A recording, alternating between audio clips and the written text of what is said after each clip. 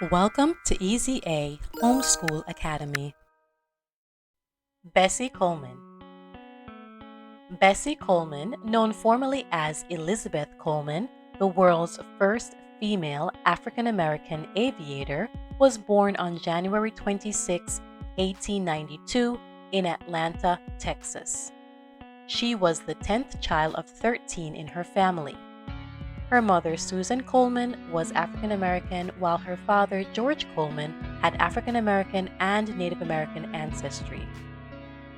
Her parents were sharecroppers by trade. Bessie Coleman grew up at a time when segregation and discrimination was even more prevalent in American culture. Schools, restaurants, buses, and most public facilities were segregated. Segregation is the separation of people based on the color of their skin. Bessie attended a segregated school for Black children in her youth, where she learned to read and excelled in math. Her parents were sharecroppers, as mentioned before, and during harvest season, Bessie Coleman and her siblings helped with the harvest, which means she did not attend school during harvesting season. Though it was difficult, she completed her studies through the 8th grade with her eyes on attending college. Financial hardships interrupted Coleman's studies. However, she was determined to be great and to do great things. She worked as a trained manicurist in Chicago after moving there to live with her brothers at the age of 23. She worked in the White Sox barbershop where she heard stories being told by pilots who were returning from World War I. Soon, Coleman was inspired to continue her education as a pilot. She took a second job at a chili parlor and started saving money so that she could pursue her dreams. At the time that Bessie Coleman wanted to pursue her dream to fly, flight schools in America were not allowing women, and more so African American women, to attend their schools. Not to be deterred, Bessie Coleman took the advice of a friend, Robert Abbott, who encouraged her to travel to France to learn how to fly.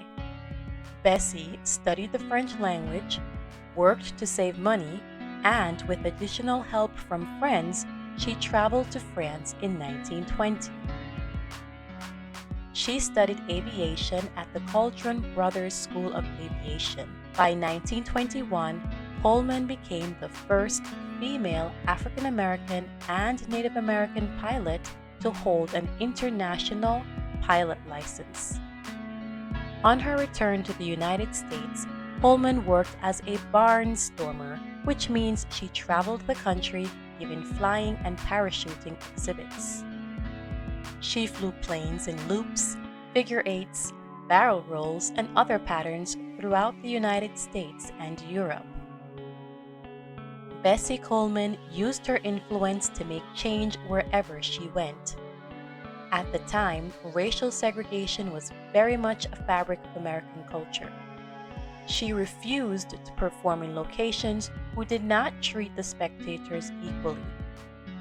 Additionally, she imparted her knowledge by training other women who were interested in learning how to fly. She was a pioneer for all women at the time when opportunities were scarce. She used her influence to give a voice to the voiceless.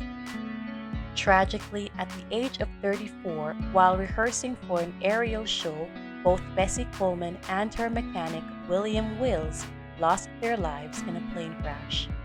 Her final flight, the one that took her life, was on April 30th, 1926. For her impact in the world of aviation, Bessie Coleman has been honored in many ways, posthumously. Just to name a few, Coleman has been honored at several national and international airports. In 2001, she was inducted into the National Women's Hall of Fame. In 2006, she was inducted into the National Aviation Hall of Fame. Additionally, in 2004, she was inducted into the International Air and Space Hall of Fame at the San Diego Air and Space Museum. Bessie Coleman, despite facing economic and social challenges, was a pioneer in the field of aviation and advocacy. Undoubtedly, her influence carries through to today's world as she is a symbol of perseverance and determination. She, like many others in the African American community, was committed to erasing the racial divide. Today, we can continue her work by standing up to the injustices in our communities. We can become advocates for those without a voice, provide equal educational opportunities for all, and we can use our influence to bring light to the world, just as Bessie Coleman did during her lifetime. As always, thank you for watching. Tell us what you want to see next. Email ezahomeschoolacademy@yahoo.com. Like and share our videos. Please subscribe to our channel.